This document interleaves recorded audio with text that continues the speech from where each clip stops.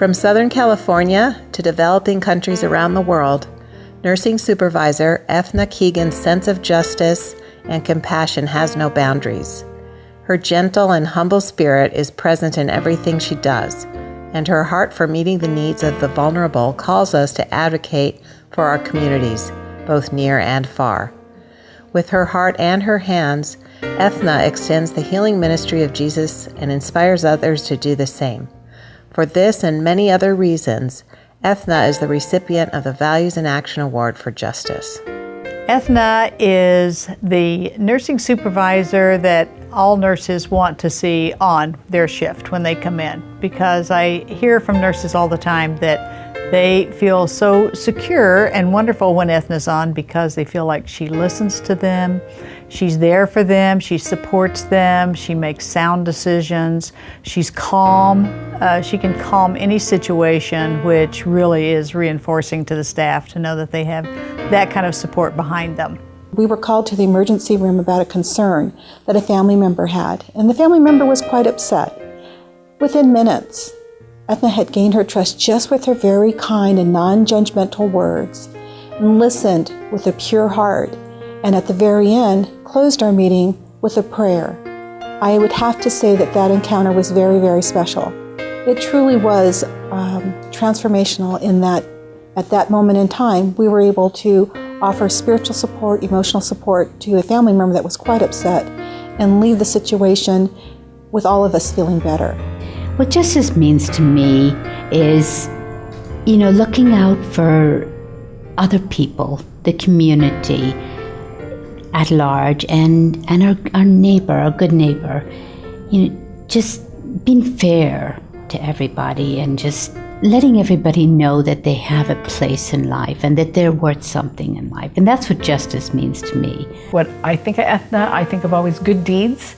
She's always thinking about what can we do to help this person, facilitate something, whether it is for the school in Africa, the nursing school in Africa. She gathered uniforms and she delivered them herself to there. Or if it's something as simple as helping me when she was in her final semester of school. She was very, very interested in palliative care. So she spent a semester with me, and she, overachiever, does not begin to define how much work Eithne did around palliative care. She made rounds with us, she attended meetings, she facilitated one of our short center rounds.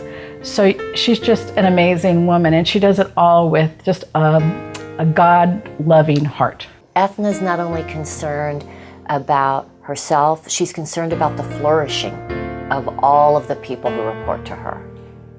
And when we talk about human flourishing, Eithne has taken that to where we can live that on a daily basis here, that we as individuals flourish, we as professionals flourish, and she will ensure that the relationships between patients and staff flourish. I do it for others, to help others. My mother, when I was growing up, my mother instilled in us to do good for others, help others out. And that is what she instilled in us, that purpose in life to help other people. That's what we're here for. In helping start the Zoya College of Nursing, one of the reasons why we decided to start in the area that we started in Kitale, Kenya, it's in a jungle area, and the people there, the young women and men, are in a cycle of poverty. My reason for doing it was to be able to break them out of that poverty, to be able to give them an education that they never thought they would be able to have in their lives. And after seeing the first class graduate, and those kids so proud that they were able to become nurses, that was such a blessing. And I just felt, this is what we need to do in life. She also decided to take some of these uniforms and distribute them to various locations around the world to people in need that could also help better their lives. And she took things no longer needed by people who, with no importance at all, and changed lives with them. Eithne is a woman of faith. She came to her faith not as a young woman, but as an older woman.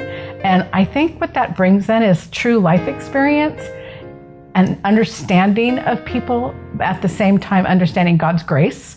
And that understanding of God's grace, I think, is where Eithne operates from. She operates from that ability to forgive easily, to forget easily, to move forward easily, all of those things that I believe are God's love carrying out the healing ministry of Jesus in her. I never wanted to be on a pedestal. I want to be remembered for just the person that just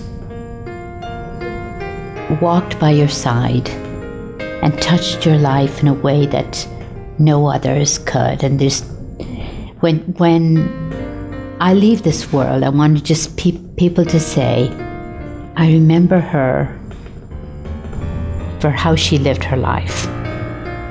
She tried to do the best she can for everybody. She tried to live her life with humility, integrity, and character.